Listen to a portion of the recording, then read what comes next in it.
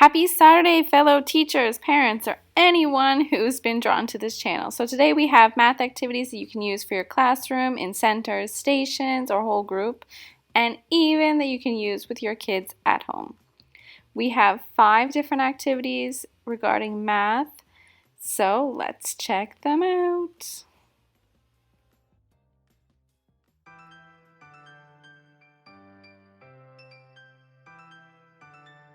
So this activity we used in our stations for math, so our math stations. I did download this online, but I can't remember where it is. If I figure it out, I'll add it in the description. But our kids really loved it. It was great for number recognition and counting. So what they do is they grab their cookie and they count 1, 2, 3, 4, and they have to find where it goes on the cookie jar. And after they were finished, we would get them to check. So we would count on the cookie and then we would push the cookie away and ask what number is it? Is it the same? And sometimes they got them all right. Whoops! And sometimes they needed a bit of help and guidance, but our kids really enjoyed this activity. And they also have this activity for letter sounds. Yeah, I will add the description below. It is a free resource and it is a great resource. We've printed it on A3. Which made it really good for our younger learners. So yeah, be sure to check it out, download it. It's great for center time. So this activity I'm also thinking about using for online teaching as a reward system, so we can give them, oh look, you did a good job, you get a cookie. Woo! What number is your cookie? Let's count. 1, 2, 3, 4. Woo! You get 4. But maybe for online teaching, to cut it in half, maybe 1, 2, 3, 4, 5 for younger learners, or 1, 2, 3, 4, because it's quite a lot of numbers for one online session. So maybe adjusting it and making it better for a smaller allotted amount of time, because usually you give 5 rewards minimum. So having 10 cookies is quite a bit, but I think this would also be a really good reward system. Here is one of our students having so much fun with this activity. So in our school we use Numicon. If you don't know what Numicon is, they look like these, but they're actual plastic pieces. I just laminated these for our display board. And they're used for number recognition, counting, and they can also be used for a lot of different activities, adding, subtracting, even making pictures. There's endless opportunities for Numicon. And I actually made my own resources because I couldn't find so many. So for daily 5, or stations, we made these, and it was numbers matching 1 to 10. So they had to we had, just pretend this is a clothespin with numbers on them. And for example, this is number 4. They had to clip on number 4 to the 4 spot, and they would have them all around the clothespins. I'll see if I can add a clip in of what it actually looks like when it's finished. So they had a really good time with this. It was basically based off on one of these I got the idea from. They have number matching with stars, so you're counting and matching. These are the same. Numicon is really good for counting because kids can put their fingers inside while they're counting, which is really good for tactile learning, because when they're young, they love to touch things and they love to grab, and it's really good for their fine motor skills and counting. I also made these, which are basically the same clip guards, Numicon style, so they would have to count 1, 2, 3, and they would have to clip on the correct one. So which one is 3? And I used them. I've done them for numbers 1 to 10. I'm hoping maybe to even go up to 20. So yeah, they're great for stations, counting, and incorporating Numicon, because Numicon is a great resource. It is a bit expensive. It's from the UK. I'm teaching in Turkey right now, so I know the pound is quite high. But we already had them as a resource, and our kids really enjoyed them. So yeah, I'm adding these on my Teachers Pay Teachers store. I will put them up for free because I love sharing. Sharing is caring. So if you use Numicon, And if you have stations in your classroom, let me know how you work with them as well. What resources have you used? I had a hard time finding them, so I, of course, made my own.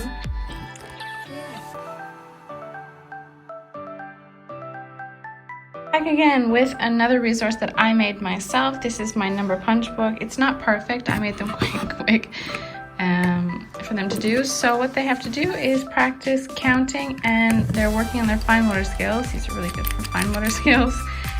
And punch the correct number into the book. So we actually did this as a station. It was a little bit difficult at the beginning of the year because our kids were really young and they had really low, weak fine motor skills. They really needed extra assistance with this. So they would practice writing their name first, and then it goes in order, number 1. So they would take number 1 page and make sure number 2 is not attached. And they would put their punch. So we had many different punches. I'm using the apple one for instance.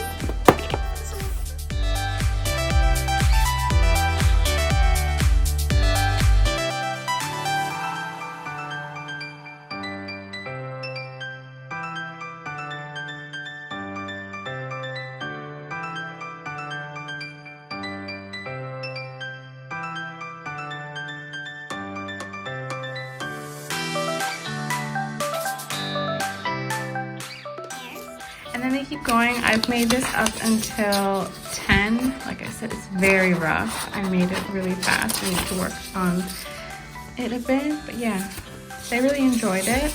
Again, at the beginning of the year, it was a bit of work.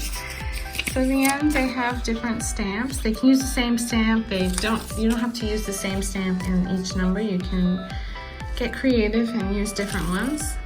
Yeah, you can even, maybe instead of punches, draw pictures. You can use dot stampers, bingo dot stampers, stickers. Yeah, so I have done this. My number punch book. Yay! Thank you.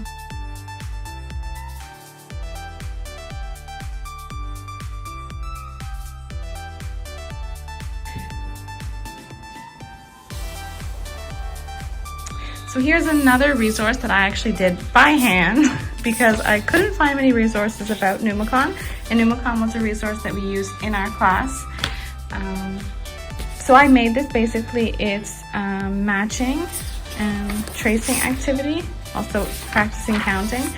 So this was the example that I did 5. So they had to find the piece that was the same as 5. They'd have to practice tracing this.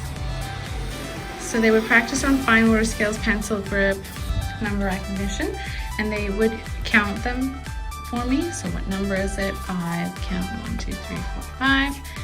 And then the rest they did on their own. And it's not in order. I think maybe to make this a little bit easier and less of a challenge, if you want to do it in 2 parts, you can do like the video before Totschooling, like they did. You can have the numbers in ordinal numbers 1 to 10, and then you can mix it up for them afterwards. So this one's 2, so you trace it and you color it and you count. I don't actually have the pieces with me, they're in our class, so I have printed and cut them out. These were on our wall for resources. So they practice number recognition, fine motor skills, counting.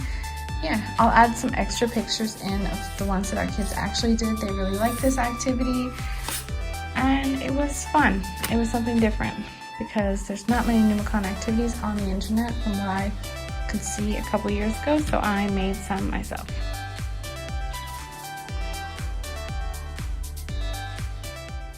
So like I mentioned before, here are a couple photos from our class and of our students having lots of fun doing this activity.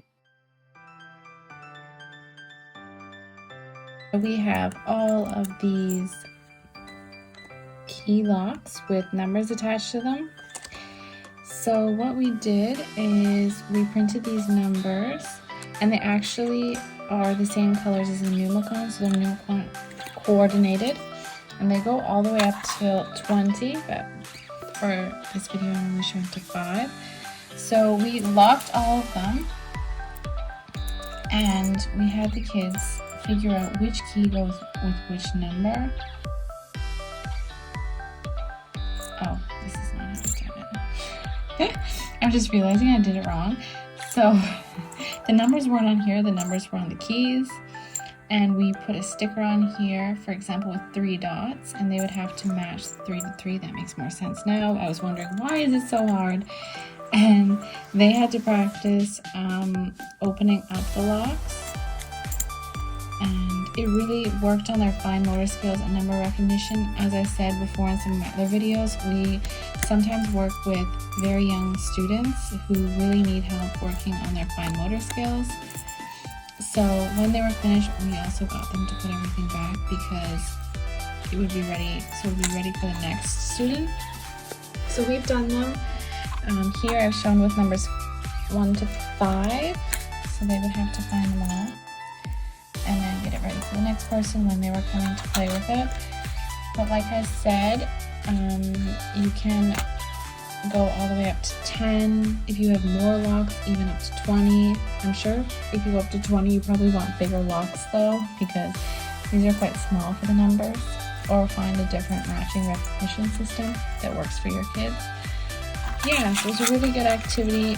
Some of our students had troubles opening them because of their fine motor skills, so it was good to have somebody there with them.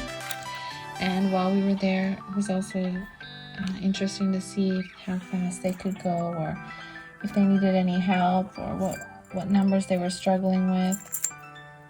So yeah, it's a great activity, a different activity. We got our locks from, I think it was the dollar store. I've seen a lot of them plastic, like they sell like learning resources and different education resources share them, so we just made it ourselves. It was really easy, really fun, and it was a different activity, something that we've never done before, so the kids really enjoyed it as it was something new. So if you do this in your class, be sure to share with me if you have any other ideas of things that you did different. It would be great. Or if you have any other math center ideas like this, please let me know, comment below. Yeah, thank you. So another thing I want to mention is this can be another extension activity. You don't have to use numbers. You can always use letters and the alphabet as well. For example, this could be an uppercase and lowercase matching activity or a sound matching activity. It could also be sight words. I'm sure there's some other ways that you can add various activities to these. Various learning outcomes.